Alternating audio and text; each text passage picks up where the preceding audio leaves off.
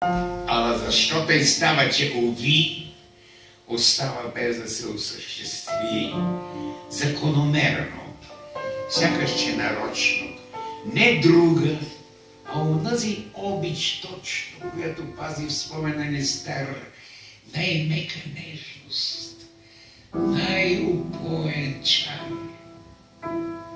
Но стои то с чар, тя щеше ли да има, ако не беше неосъществима?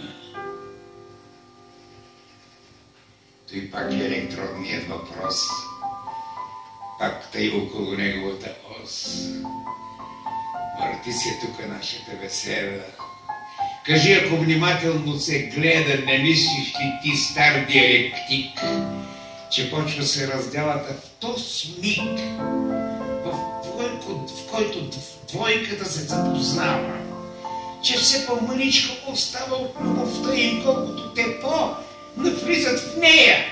Както в депо се връща вечер двойката трамваи над своята разходка обичайна, напред-назад в градската черта, тъй двойката съпрузи.